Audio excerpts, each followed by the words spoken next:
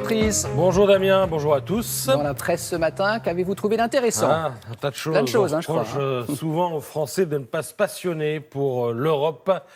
Mais il faut avouer que l'Europe ne fait pas toujours son possible pour se rendre passionnante. Et c'est rien de le dire quand on lit les papiers consacrés aux postes clés européens et aux tractations auxquelles ils ont donné lieu. On a juste envie d'avaler une boîte de paracétamol et de retourner dans son lit. L'Europe, se dit-on alors, est un maquis politicard, un triangle des Bermudes institutionnel, une équation diplomatique à 2500 inconnus. Bref, rien de très sexy, rien de très érotique, comme s'amuse à le titrer le Canard enchaîné ce matin. Bon, alors on va quand même essayer de retenir ce qu'il y a à retenir, et on commence par la surprise de la chef.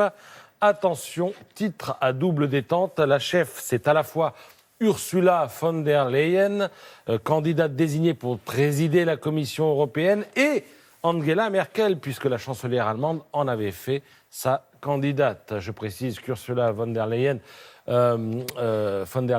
doit encore être élue par les députés européens et qu'on n'est pas à l'abri d'une rébellion des 10 députés, on verra. Autre enseignement, on féminise. À l'allemande Ursula s'ajoute la française Christine. Madame Lagarde prend la tête de la prestigieuse Banque Centrale Européenne.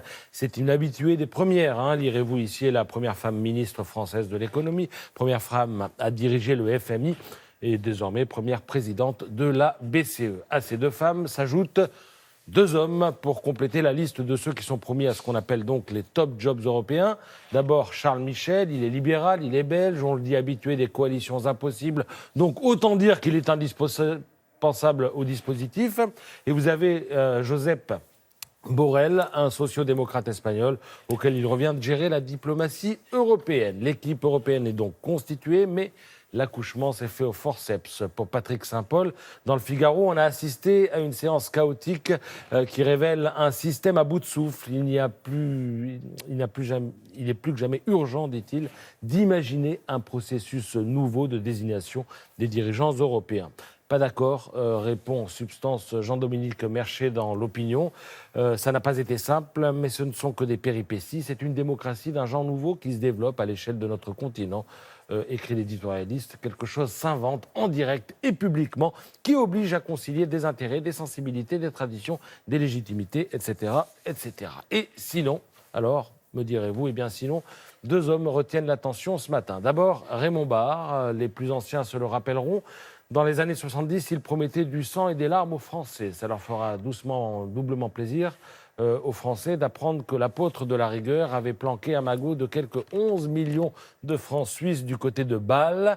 Alors Cahuzac à côté, c'est Mère Teresa, il faut le savoir, parce que le Canard enchaîné raconte la magouille dans les détails, à commencer par les réticences de la famille lorsque le fisc a commencé à défricher l'affaire. Et puis il y a cette fameuse villa de Saint-Jean-Cap-Ferrat, valeur déclarée par les enfants lors de l'héritage, la transmission, la succession, 1 600 000. Le fisc est arrivé, a mis son nez là-dedans, a dit non, ça vaut quand même 4 millions. Et la villa a été finalement vendue, devinez combien? 14 millions. Bon. Alors, on est en droit de se demander aussi d'où vient tout cet argent. Alors, on imagine qu'il vient des fonds secrets de Matignon. C'est-à-dire qu'à l'époque, Matignon se partageait avec la présidence de la République un magot qui servait aux opérations spéciales, à rémunérer les collaborateurs, à leur donner des primes. Et évidemment, Matignon n'avait pas de compte à rendre. Et le Canard rappelle que ce magot donc échappait à tout contrôle et qu'au lendemain de la victoire de la gauche en 81, eh bien, Raymond Barre avait envoyé quelques sbires pour récupérer le reliquat de fonds spéciaux, et 12 millions avaient été retirés en espèces à l'époque. Et puis, le second homme du jour, si je puis dire, c'est Neymar. Ira ou ira pas à Barcelone. Son père a été vu sur place. Lui, il est bel et bien vu à la une de l'Équipe ce matin. Et on nous dit dans l'Équipe que le feuilleton va durer au moins tout l'été. On parle même de télénovela. Donc, ne soyez pas pressés, mais on saura à temps où finalement jouera Neymar l'an prochain. Vous nous le direz dès que vous le saurez, Patrice. Merci beaucoup.